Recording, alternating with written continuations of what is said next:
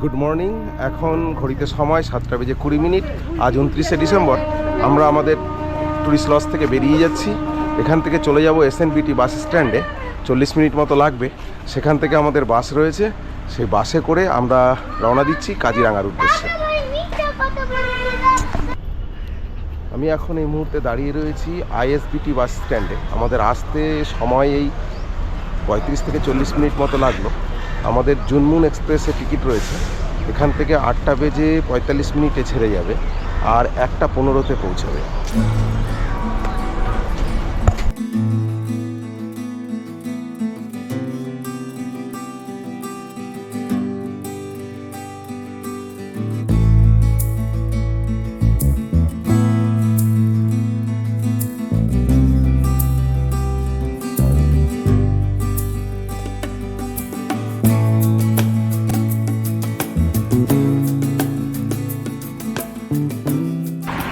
আজকের জন্য আমরা উঠেছি ঘোষ হোমস্টেতে।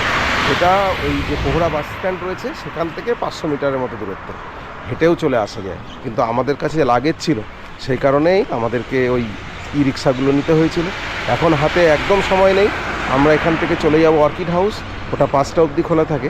অর্কিড হাউসটা দেখে আসি, তারপর রুমগুলো দেখাবো। পরিষ্কার পরিচ্ছন্ন, ছোট্ট, খুব সুন্দর একটা হোমস্টে।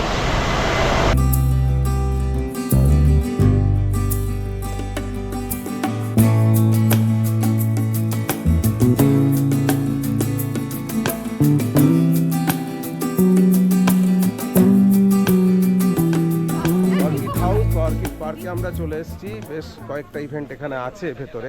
সবগুলোর জন্য বড়দের জন্য লাগলো 200 টাকা করে টিকিট, আর ছোটদের জন্য 30 টাকা করে।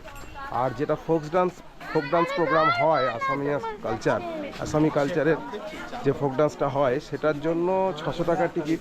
সেটা 6টার পরে। তো আমরা অতক্ষণ থাকবো না বলে আমরা 200 টাকার টিকিটটাই নিলাম।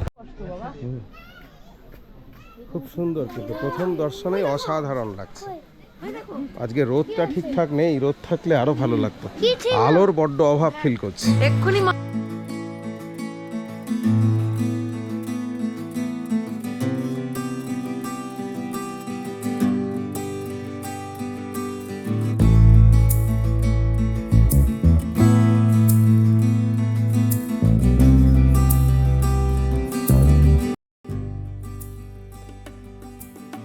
काले डिफरेंट है, तीनों बाहर का है। इसका नेटिव है कोलंबिया का नेटिव। तो ऑर्किड देखिए 2 टाइप्स के हैं। जितने भी ऐसे नीचे लगाए हैं ना, सबको मिट्टी की जरूरत है। तो ये मिट्टी में होने वाला ग्राउंड ऑर्किड, टेरेस्ट्रियल ऑर्किड। तो ऊपर जितने भी उतने एक भी मिट्टी नहीं है, क्योंकि वो अपना खाना खुद ना।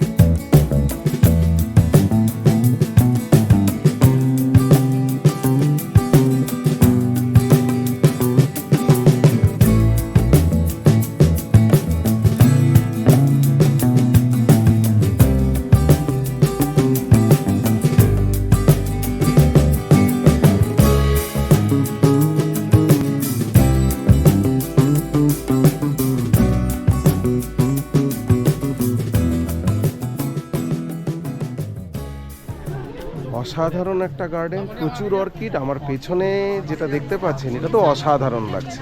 এখানে গাইড রয়েছে, ভেতরে ঢোকার পরে সমস্ত কিছু আপনাদের কিন্তু বুঝিয়ে যাবে। দারুণ লাগছে ভেতরটা ঘুরতে। কিন্তু আমি বারবারই যে কথাটা বলছি, সেটা হচ্ছে অন্তত 4 ঘন্টা সময় হাতে নিয়ে অবশ্যই আসবেন। এত সুন্দর, অনেক কিছু দেখার রয়েছে। সেসব জিনিস আমরা কতটা কি দেখতে পারবো আমরা কিন্তু বলতে পারছি না, তবুও চেষ্টা করছি। দেখা যাক, চলুন।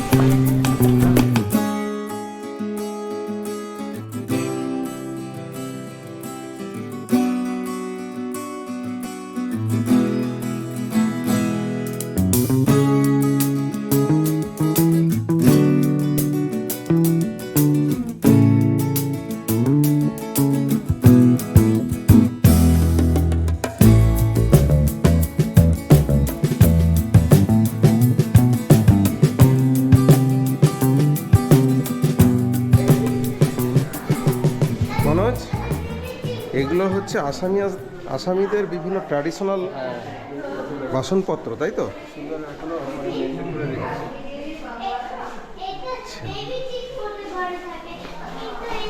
এটা হচ্ছে এখানকার মিউজিয়ামে আমরা এখন আছি, মানে ন্যাশনাল আসামের মানে এটা মিউজিয়াম আর কি, এই অর্কিড পার্কের ভিতরে। তো এখানে ওই আসামের মানে যত সংস্কৃতি আছে এখানকার সব জিনিসপত্র আগের লোকজন যারা ইউজ করতো এখনও হয়তো করে, কারণ আসামে অনেক রকমের ইউটেন্সিলস পাওয়া যায় যেগুলো বাঁশের তৈরি, তারপরে এদের অস্ত্র শস্ত্র, কাপড় বোনার যে উইভিং শাটেলগুলো আছে, এই সব কিছু এর ভিতরে রয়েছে, প্রচুর জিনিসপত্র রয়েছে, খুব ভালো লাগবে। কিন্তু এখানে আসতে গেলে না একটু সময় নিয়ে আসতে হয়, তো আমাদের হাতে সময়টা কম, কারণ সময় নিয়ে আসতে গেলেই সময়টা হাতে থাকলে এক এক করে সুন্দর করে দেখা যায়। তো এটাই একটা ব্যাপার আর কি, মানে একটু বেশ কয়েক ঘন্টার সময়, মোটামুটি 20টার মতো পয়েন্ট আছে।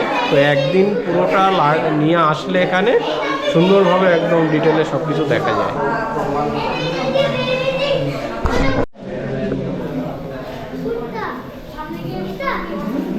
এই দেখুন বহু বাদ্যযন্ত্র। সেকালে এই অঞ্চলের অধিবাসীরা যেসব বাদ্যযন্ত্র ব্যবহার করত, কিছু জিনিস তো এখনও ব্যবহার হয়, যেমন এই যে এটা তবলার মতো কিছু দেখতে পাচ্ছি।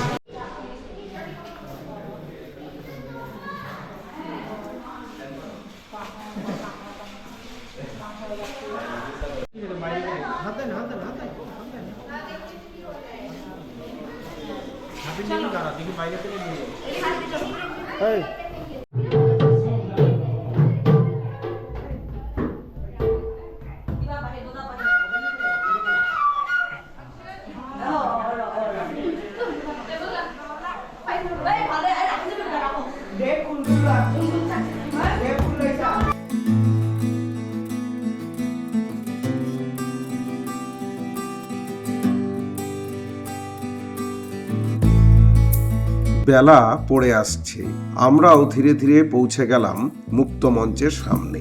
সন্ধ্যাবেলা যে সাংস্কৃতিক অনুষ্ঠানটি হবে তারই একটি ডেমনস্ট্রেশন এখন এখানে হবে। এক অসাধারণ মুহূর্ত, চলুন উপভোগ করি।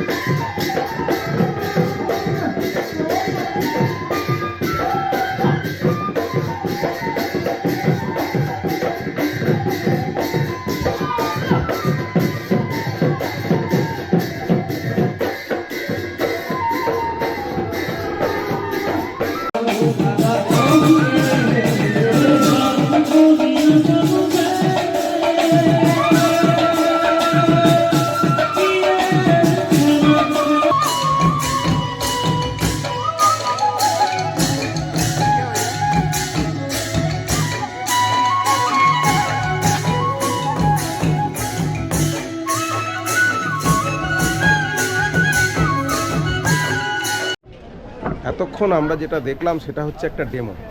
এরপরে 6:30 থেকে 9টা পর্যন্ত এই প্রোগ্রামটা আরও সুন্দরভাবে হয়। তার জন্য টিকিট প্রাইস হচ্ছে পার হেড 500 টাকা।